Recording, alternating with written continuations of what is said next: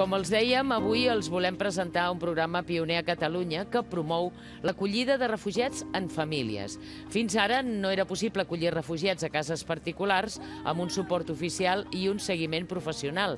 I el Jaume Buch és el coordinador de la plataforma Refugiats Benvinguts que ho fa possible. Bon dia, Jaume. Bon dia, benvingut tu també a la nostra terrassa. Moltes gràcies. Refugiats Benvinguts és el nom del programa. Correcte. Un programa que, dèiem, ja funciona en altres països, per tant sabem que realment és aplicable. Sí. De fet, a nivell internacional ja s'estan a punt d'assolir les 1.000 convivències i això és una iniciativa que va néixer a Alemanya fa gairebé 3 anys, de la mà d'una parella que tenia una habitació disponible i va posar un anunci al Facebook oferint la seva habitació per un refugiat que volgués compartir el pis amb ells. Això es va fer viral. Es va anar escampant. Es va anar escampant com un bolet i ara mateix ja estem presents a 13 països de la Unió Europea, Canadà i Austràlia. Doncs ara ja seria hora d'aplicar-ho aquí, que de refugiats en tenim, no? I tant. I és que molta gent pensa que els refugiats encara no han arribat aquí, però no és així exactament. Aquests refugiats van arribant a través d'altres sistemes i les dades ho estan demostrant. Per exemple, el govern espanyol es va comprometre a acollir 17.000 refugiats, 17.000 persones, però aquestes estan atrapades en camps de refugiats, en concret a Grècia i a Itàlia. D'aquests n'han arribat molt poques, tot just un 8%. En canvi, l'any passat van sol·licitar asil a Espanya més de 15.000 persones i la majoria són veneçolanes, sirianes i ucraïneses. Els refugiats ja han arribat en contra del que pensem aleshores. Correcte, sí, els refugiats estan aquí i, de fet, estan tenint un greu problema en la fase d'acollida perquè no tenen accés a l'habitatge. Ara mateix aquest és un dels problemes més greus que tenen perquè es troben abocats en situacions de carrer. O sigui, ells arriben i amb el programa que hi ha pensat per als refugiats, en principi tenen habitatge, però només durant un temps determinat, oi?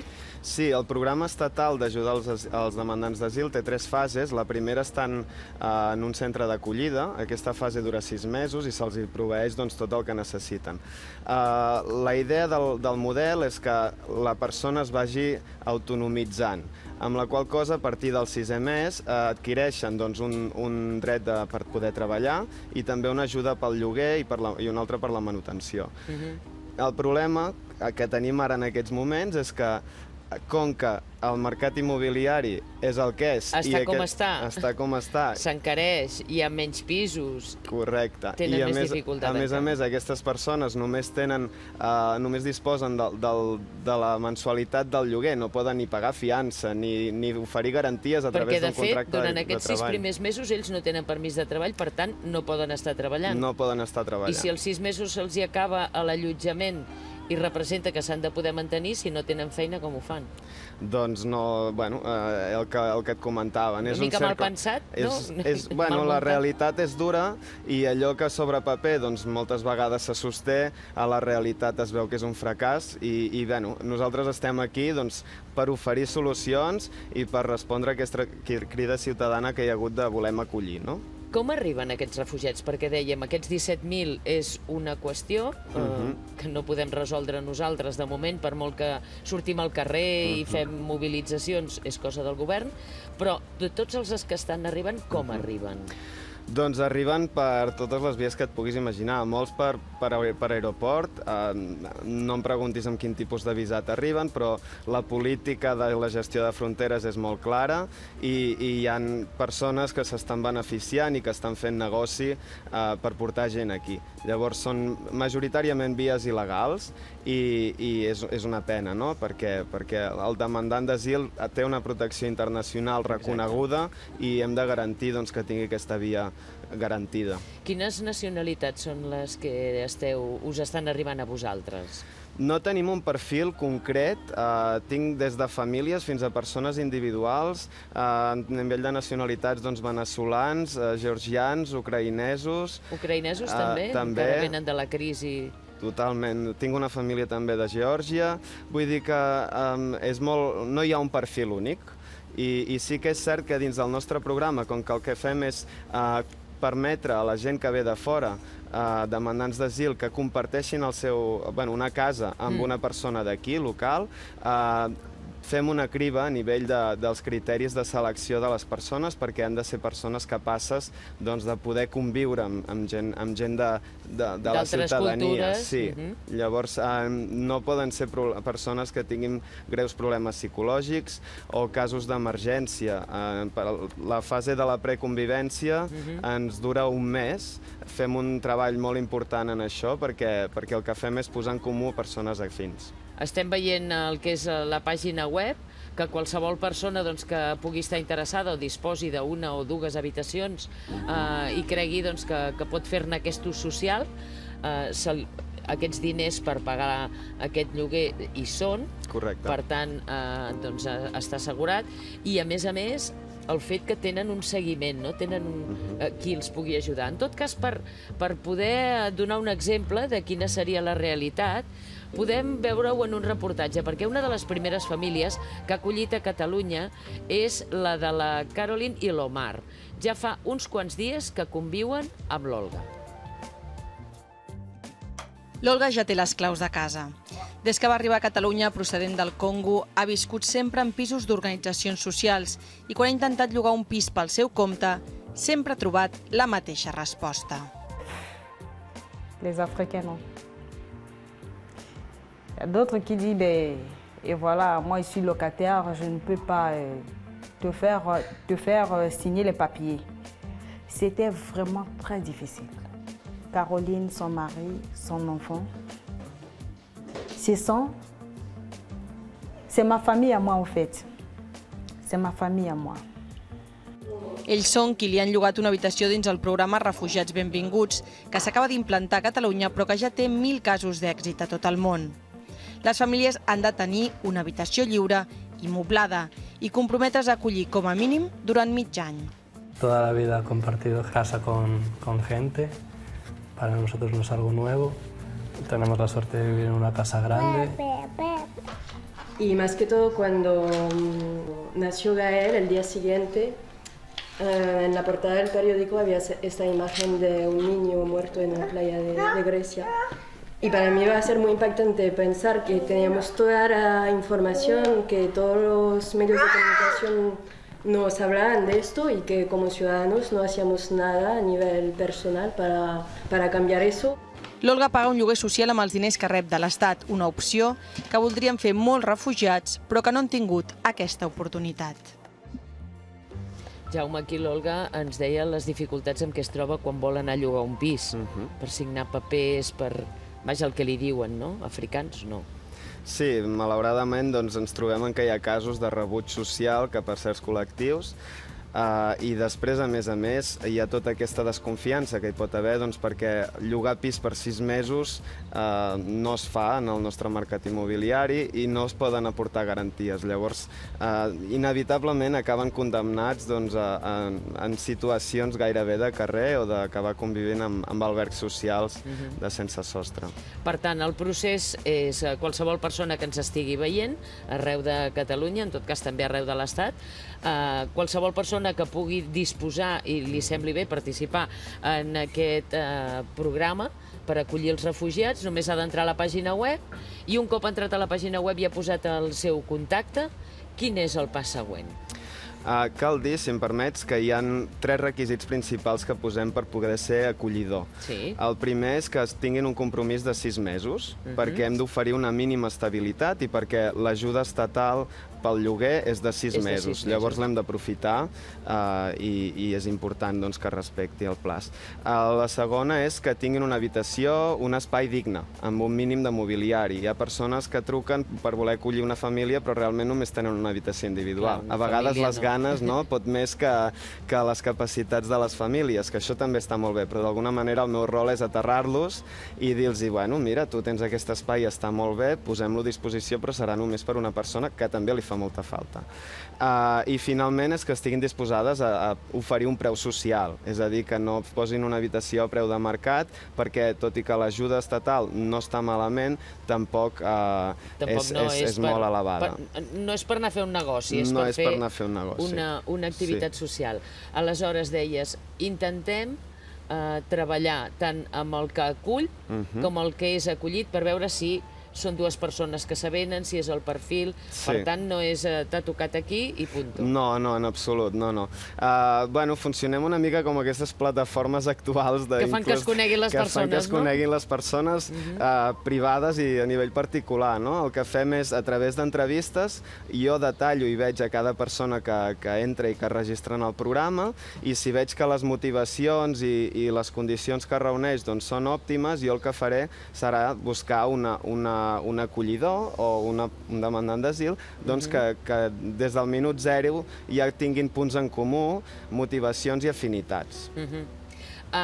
Quan arriben aquí els refugiats, entren, dèiem, en aquest programa, són 6 mesos. Després hi ha aquests altres 6 mesos ja fora del que seria el refugi o el centre d'acollida. El centre d'acollida. Quan ja ha passat un any? Quan ja ha passat un any, l'ideal és que sí, nosaltres ens comprometem un any amb cada demandant d'asil. És a dir, si passat l'any s'ha acabat la convivència, perquè això ho marcava el contracte, doncs el que intentem és buscar un altre recurs habitacional, una altra habitació per a aquesta persona. I sí, vull dir, ens comprometem un any amb les persones refugiades. El que ha de fer la família que vulgui acollir també ho podem mostrar en un altre reportatge, per exemple, del cas de la Olga, que ara ja l'hem conegut, hem vist el primer pas, veiem quina informació més ens pot acabar d'explicar com es converteix, és molt important d'aquest programa Refugiats Benvinguts, el vincle local. Hi ha una persona que és la que fa de contacte amb aquest refugiat o refugiada que hem acollit a casa, i en aquest cas l'Olga ha tingut molta sort perquè és una persona que reconeixeran de seguida. Es tracta de la Nausica Bonin. L'actriu Nausica Bonin es va apuntar a les llistes de voluntaris per ajudar les persones refugiades des de l'inici de la crisi. Fa unes setmanes que ja ha trobat una tasca a fer. És el vincle local de l'Olga, una figura clau del programa. És una mica com d'amic del refugiat o el demandant d'asil, perquè molts cops institucionalment sí, tenen un treballador social, tenen tot el que els fa falta, però els falta com integrar-se en una ciutat. L'Olga diu que quan va arribar a Catalunya es va trobar més problemes dels que s'imaginava, però ara ho veu tot diferent. Vol quedar-se aquí i formar la seva pròpia família. Jaume, explica'ns com funciona això del vincle local, perquè tenir algú que et tregui a passejar, que et doni informació, que parli amb tu, és com un amic, una amiga? Bueno, és la porta d'entrada a la nostra societat, diguéssim. El vincle local és una persona voluntària que prèviament l'hem formada i que té ganes de posar a disposició el seu temps per conèixer també a una altra persona que ve de fora, amb la qual cosa ella també s'enriqueix, i sobretot per compartir temps i després identificar les necessitats i inquietuds d'aquesta persona demandant d'asil i intentar-les satisfer. Aquesta és la seva funció en un primer moment. En un segon moment el que fa és de fer el seguiment també de la convivència a nivell de la casa. És a dir, que tenim com un actor extern que en cas de necessitat pot mediar i coneix molt bé i ha reunit la confiança de totes les parts. Exacte, perquè és la que pot més entrar i sortir d'aquest habitatge, parlar amb els propietaris de la casa que acull a la persona refugiada, fins i tot conviure amb ells, per tenir-hi una relació directa i una confiança. Sí, no hi ha guions, vull dir, és a nivell social. Normalment la gent, tothom va molt atabalada, tothom està molt liat, que es diu. El demandant d'asil també. I hem de contribuir a fomentar que hi hagi una relació d'igual a igual en la convivència, que no hi hagi una situació de superioritat per part de l'acollidor i d'inferioritat per part de l'acollit.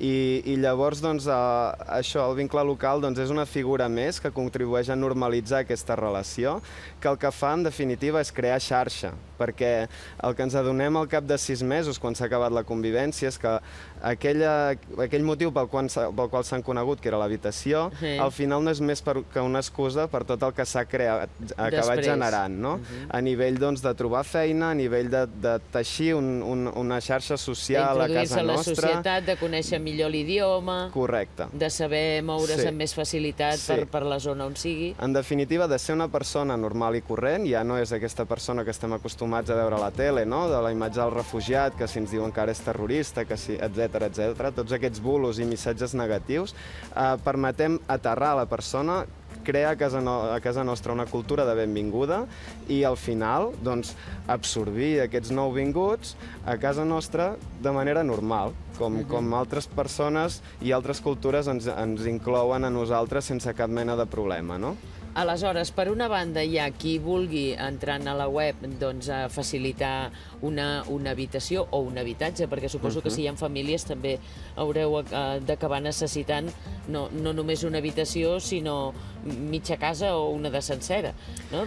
Depenent de la quantitat de gent que siguin. Però en teniu molts que són gent que ve sola, no? La majoria del perfil, la gran part del perfil que tenim com a usuari és persona sola, per aquesta circumstància que és compartir, i especialment a nivell de Barcelona és molt difícil que una família pugui inquibir una altra família dins d'un pis on tots vivim enxovats, no?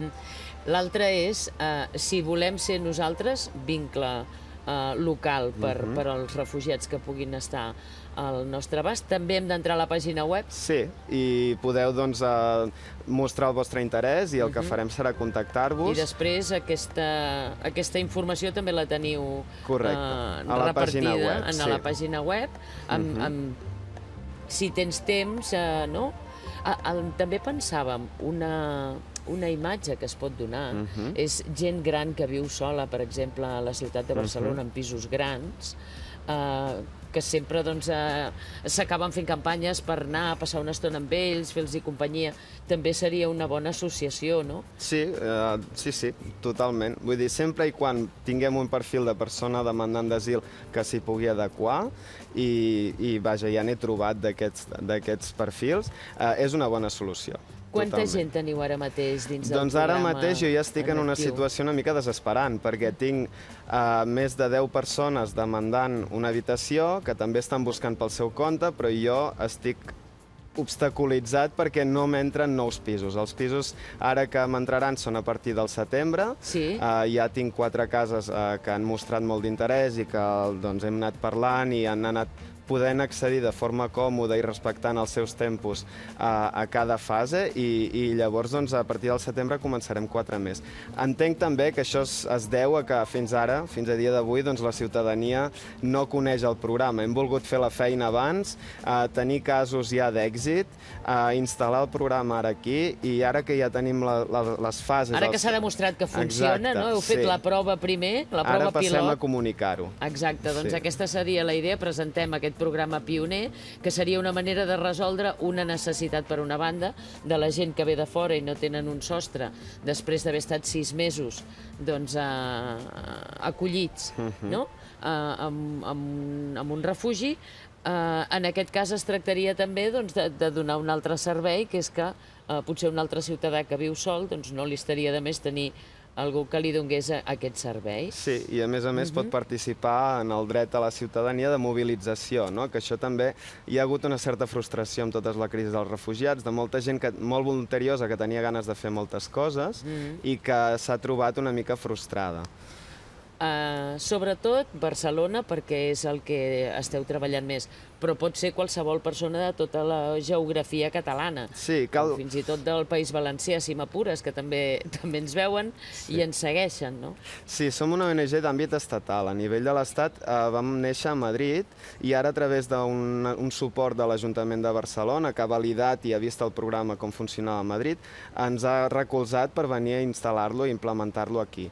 Llavors, volem créixer, o sigui, i tant, ja tinc gent que, com que ja ens van coneguent, ja tinc gent, inclús de la Seu d'Urgell, que m'ha contactat per veure què podem fer, que tenen cases i habitacions disponibles, i jo no deixo passar aquests recursos perquè són molt necessaris.